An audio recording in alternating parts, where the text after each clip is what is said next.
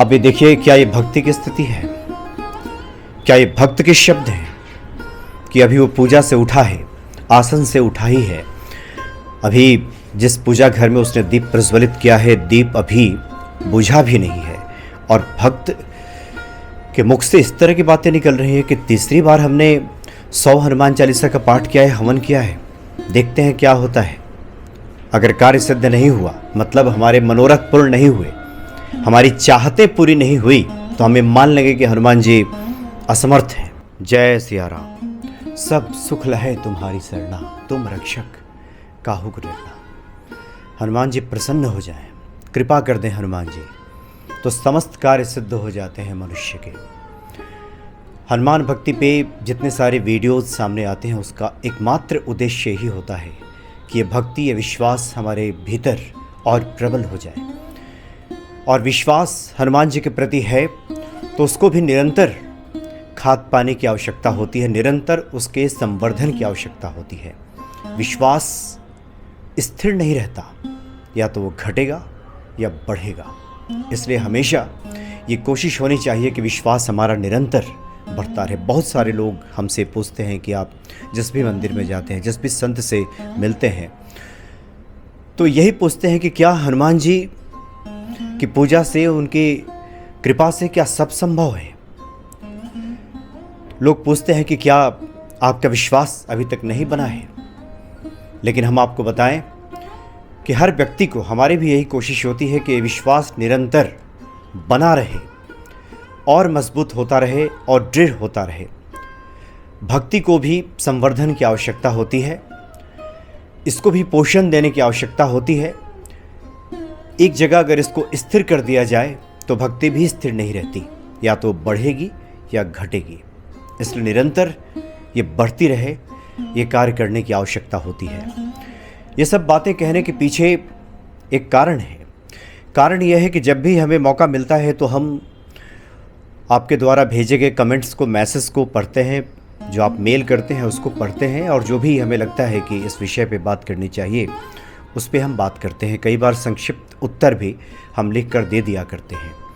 इस बार जो एक प्रश्न आया है, ऐसे व्यक्ति का आया है जो निरंतर, जो हमेशा इस तरह के कमेंट्स करते हैं हनुमान जी की पूजा को लेकर, कृपा को लेकर। लेकिन इस बार उन्होंने कुछ ऐसा लिखा है जिस पे बात करना बहुत आवश्यक है। वैसे तो ईश्वर हैं नहीं हैं, इसकी चर्चा सदियों से रही है। बहुत सारे ऐसे लोग हैं जो ईश्वर को नहीं मानते। बहुत सारे ऐसे लोग भी इस देश में हैं जो अनाप शनाप कुछ भी बोलते रहते हैं, रामचरितमानस को लेकर, ईश्वर को लेकर तमाम तरह की बातें करते रहते हैं। लेकिन उनकी बातों पर गौर करने की आवश्यकता नहीं है, तवज्जो देने की आवश्यकता नहीं है, और इसलिए ऐसी बहुत सारी बातों पर हम भी ध्यान नहीं देते।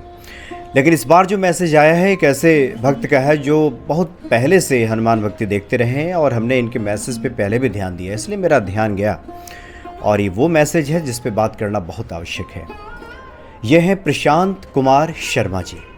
प्रशांत कुमार शर्मा जी ने एक कमेंट किया है और लिखा है कि मनोज जी, आपके कहने पर आज मैंने तीसरी बार 100 हनुमान चालीसा और हवन वाली पूजा पूर्ण की।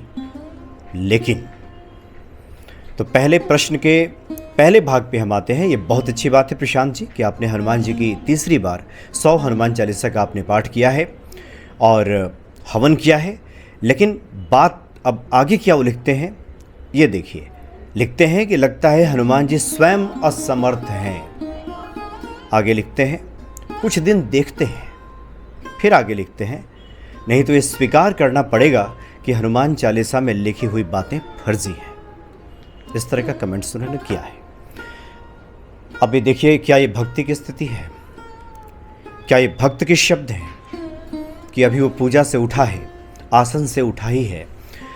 अभी जिस पूजा घर में उसने दीप प्रज्वलित किया है, दीप अभी बुझा भी नहीं है। और भक्त के मुख से इस तरह की बातें निकल रही हैं कि तीसरी बार हमने 100 हनुमान चालीसा का पाठ किया है, हवन किया है, देखते हैं क्या होता है। अगर कार्य सिद्ध नहीं हुआ, मतलब हमारे मनोरथ पूर्ण नहीं हुए, हमारी चाहतें पूरी नहीं हुई, तो हमें मान लगे कि हनुमान जी असमर्थ हैं। और ये मान लेंगे कि हनुमान चालीसा जो गोस्वामी तुलसीदास जी ने लिखी है वो फर्जी हैं। इस तरह के शब्दों का इस्तेमाल किया गया है। इस हनुमान जी की महिमा का गुणगान करते हुए संत कहते नहीं थकते, और जो भी भक्त हैं कि कवन सुगाज कठिन जग माही, जो नहीं होए तात तुम पाही। यानी हनुमान जी की कृपा से सब कार्य सिद्ध हो जाता है। संसार का कोई भी ऐसा कार्य नहीं है जो हनुमान जी ना कर सकते हो। उनके बारे में इस तरह की बातें लिखी गई हैं। प्रशांत जी, आप जिस ज़िले में रहते हैं वहाँ भी एक ज़िलाधिकारी होंगे, एक कलेक्टर होंगे। बहुत सारे लोग अपनी अर्जियाँ लेकर वहाँ पहुँचते होंगे, अपने एप्लीकेशन लेकर के जाते होंगे। आप अगर कोई अर्जी लेकर पहुँचें, कोई एप्लीकेशन लेकर पहुँचें और आपकी बात ना सुने वहाँ के ज़िलाधिकारी, तो क्या हम कहेंगे कि वो असमर्थ हैं कि आपकी बात नहीं सुनी गई? बहुत बार होता है कि हम किसी बड़े अधिकारी से, मंत्री से, मुख्यमंत्री से, प्रधानमंत्री से, राष्ट्रपति के सामने अपनी बात रखते हैं और वो नहीं सुनते। हमें उतनी योग्यता नहीं होती, पात्रता नहीं होती, उनकी मर्जी नहीं सुना, तो क्या हम ये कहेंगे कि उनमें सामर्थ्य नहीं है या मेरी बात नहीं सुनी गई? सच तो यह है कि मेरी बात नहीं सुनी गई। सामर्थ्य तो है उनमें, वो सबके सुनते हैं, मेरी नहीं सुनी। हनुमान जी के सामने जो लोग 100 बार हनुमान चालीसा का पाठ करते हैं और उसके बाद उनकी अगर बात नहीं सुनी गई, तो क्या कहा जाएगा कि हनुमान जी असमर्थ हैं या आपकी बात नहीं सुनी गई? हनुमान जी तो बहुतों की बात सुन रहे हैं, सबकी बात सुन रहे हैं। बल्कि और गहरे में देखें, चूँकि ये चाहते पूरी नहीं होती है इसलिए इस तरह की बातें की जाती है, लेकिन हमारा जीवन, हमारी हर सांस उस ईश्वर की इच्छा के अधीन है और हर क्षण आप पे भी कृपा कर रहे हैं प्रशांत जी। हनुमान जी की कृपा आप पे भी बनी हुई है, लेकिन कुछ ऐसी आपकी चाहते होंगी जो आपको लगता है, एक तो पहले ही आपने मान लिया कि 3 बार करके देख लिया, आपने पहले ही मान लिया कि अब पूरी नहीं होगी, और इसमें आप अभी चैलेंज के स्वर में आ गए हैं कि देखते हैं कि हनुमान जी करते हैं कि नहीं। अगर वो नहीं करेंगे तो हम मान लेंगे कि वो असमर्थ हैं, ये मान लेंगे कि हनुमान चालीसा फर्जी है। मतलब आपकी चाहते पूरी नहीं होंगी तो आप ये मान लेंगे कि उनमें सामर्थ्य नहीं है। वो सामर्थ्यवान हैं, आप में पात्रता नहीं है। अगर भक्तों में पात्रता नहीं है तो कोई छोटा अधिकारी, आपके गांव का प्रधान, आपके गांव का मुखिया आपकी बातें नहीं सुनता, और वो तो सर्व सामर्थ्यवान ईश्वर हैं हनुमान जी, और उनके बारे में इस तरह की बातें कहते हैं। इसलिए तो हम कई बार कहते हैं कि प्रार्थना तब तक नहीं हो सकती जब तक कि समर्पण नहीं होगा, और समर्पण तब तक नहीं होगा जब तक हमारे कर्म चूकेंगे नहीं। क्या आवश्यकता है प्रार्थना करने की, क्या आवश्यकता है हनुमान चालीसा पढ़ने की? आप पहले करके देख लीजिए, हो जाता है तो ठीक है। जब हनुमान जी की शरण में आप पहुँचे हैं, इसका सीधा सा तात्पर्य यह है कि आपने सुना है और जाना है कि हनुमान जी सर्वशक्तिमान हैं, भक्तों के मनोरथ पूर्ण करते हैं। आपने ये भी लिखा है कि मनोज जी, आपके कहने से हमने हनुमान चालीसा का 100 बार पाठ किया। मेरे कहने से आपने किया, बहुत अच्छी बात है, लेकिन हमने तो ये भी तो कहा है कि जब तक आपके कर्म चूकेंगे नहीं, जब तक आपका समर्पण नहीं होगा, तब तक बात बनेगी नहीं। वो दयालु हनुमान जी कृपा कर दें, वो अलग बात है, लेकिन जब तक समर्पण नहीं होगा, और ये समर्पित व्यक्ति की भाषा नहीं है, ये समर्पित व्यक्ति की भाषा नहीं हो सकती कि वो चैलेंज कर दे, कह दे कि मेरा काम नहीं हुआ तो हम मान लेंगे कि नहीं है। बहुतों का काम नहीं होता है, हमारे इस दैनिक जीवन में भी देखने को मिलता है। और मान लीजिए कि हनुमान जी ने काम नहीं किया आपका, तो भाग के देखिए कहाँ कहाँ भागेंगे। कहीं भी शांति नहीं मिलने वाली, कहीं भी कुछ भी नहीं होने वाला। सूरदास जी ने कहा है कि मेरो मन अनंत कहाँ सुख पाओ, मेरो मन अनंत कहाँ सुख पायो, जैसे उड़ी जहाज का पंछी फिरी जहाज पे आवे, मेरो मन अनंत कहाँ सुख पावे। सूरदास जी कहते हैं कि मेरा मन कहीं सुख नहीं पा सकता। मेरे मन की स्थिति वैसे ही है जैसे बीच समुद्र में कोई जहाज हो और उस पर कोई पक्षी बैठा हो, उसे लगता हो कि सुख तो यहाँ मिल नहीं रहा, कहीं उड़ के देखते हैं।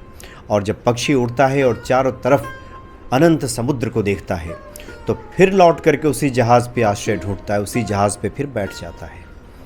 यही स्थिति होती है व्यक्ति की। आप कितना भी भागेंगे संसार में, कितना भी छटपटाएंगे, कितना भी इस तरह की उल्टी सीधी बातें करेंगे, तो उससे भला नहीं होने वाला। आप अपनी ही भक्ति को खराब करेंगे। और जब विश्वास था ही नहीं, विश्वास है ही नहीं, तो फिर इस प्रार्थना की आवश्यकता क्या है? पहले आप खुद करके देख लीजिए। जब थक जाएं, हार जाएं तो समर्पित भाव से आ जाइए और उसके बाद फिर हनुमान जी पे छोड़ दीजिए। हनुमान जी करें तो ठीक, ना करें तो ठीक। उसके बाद समर्पित व्यक्ति के पास कोई चारा, कोई रास्ता बचता भी नहीं है।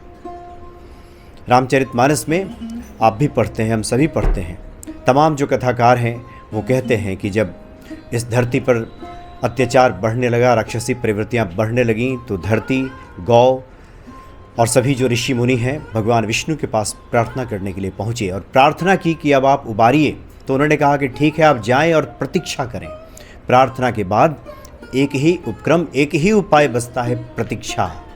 इंतज़ार कीजिए, सब्र रखिए, इंतज़ार कीजिए, धीरज धारण कीजिए। वो कब कृपा करेंगे वो वही जानते हैं।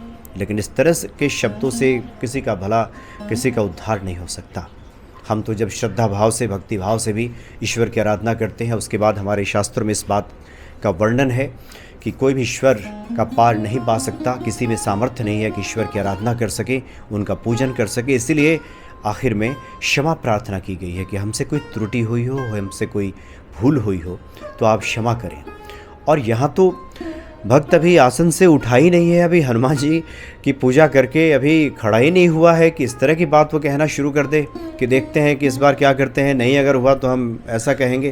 कहिए, बहुत लोग हैं बहुत तरह की बातें करते हैं, लेकिन हम अपने अनुभव से बताएं आपको, आप कितना भी इस तरह की बातें करेंगे, छटपटाएंगे, भागेंगे, कहीं कोई इसका उपाय नहीं मिलने वाला है। इसीलिए हनुमान जी से क्षमा मांगिए। जो आपने 3 मैसेज किया है इस तरह का, अब आप कम से कम 21 मैसेज कीजिए हनुमान जी से क्षमा मांगते हुए कि गलती हुई है, माया के प्रभाव से, इस कलयुग के प्रभाव से हमने इस तरह की बातें की हैं, अब हनुमान जी क्षमा करें। और नहीं तो फिर आप गिनती में ही फंसे रह जाएंगे। 100 हनुमान चालीसा कर लिया, 1000 हनुमान चालीसा कर लिया, इतने हवन कर लिया, इतने साधन कर लिया। ये जितने हवन, साधन और जितने उपक्रम, जितने उपाय बताए जाते हैं, उसका एक ही मकसद होता है, एक ही उद्देश्य होता है कि हनुमान जी के प्रति हमारा प्रेम, ये भक्ति, ये विश्वास बढ़े। सदियों से जो ऋषि मुनि, जो प्रवचनकर्ता, महात्मा जो ईश्वर का गुणगान कर रहे हैं, सिर्फ इसलिए कि ये भक्ति भाव हमारे हृदय के भीतर लगातार प्रस्फुटित होती रहे, लगातार बढ़ती रहे।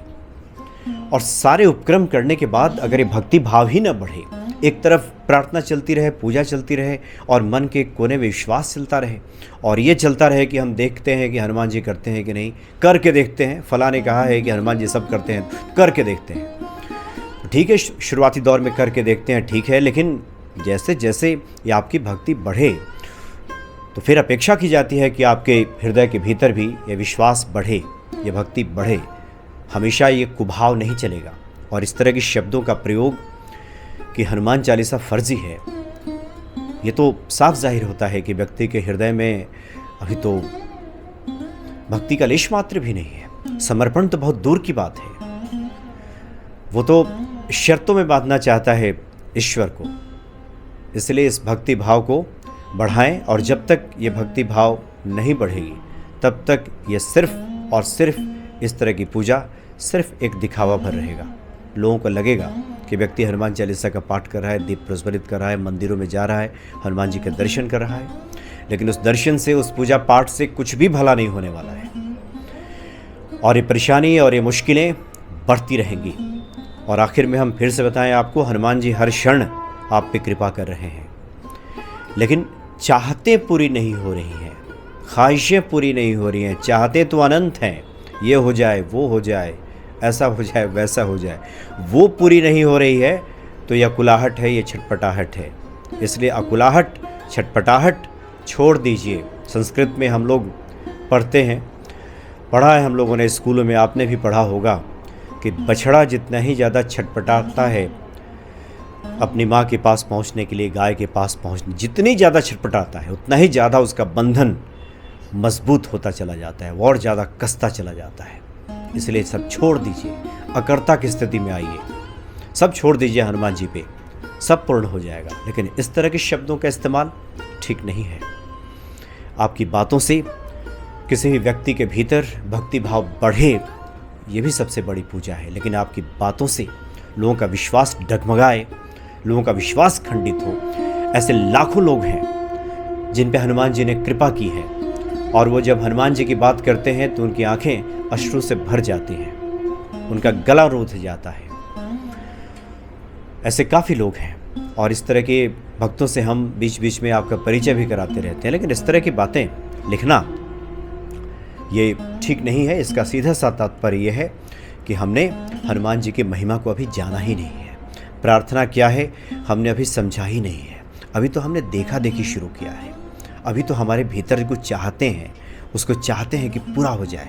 एक शर्तों बांध दिया, हनुमान जी हम आपका 100 हनुमान चालीसा का पाठ करेंगे, मेरा ये वाला काम कर दीजिए। इससे बात नहीं बनने वाली है। हनुमान जी की शरण में जाने के बाद, सब कुछ उन पे छोड़ देने के बाद, वे स्वयं आपके सारे मनोरथ पूर्ण हो जाते हैं आपके। इसलिए तो हम बार बार कहते हैं कि सब सुख लहे तुम्हारी सरना, तुम रक्षक काहू को डरना। लेकिन हनुमान जी पे छोड़ के तो देखिए। इसीलिए अगर मेरी बातों पे आपको भरोसा है, विश्वास है, अगर मेरी बात आप मानते हैं, तो अब आप 21 मैसेज कीजिए हनुमान जी से क्षमा मांगते हुए। जरूर हनुमान जी कृपा करेंगे। जय सिया राम।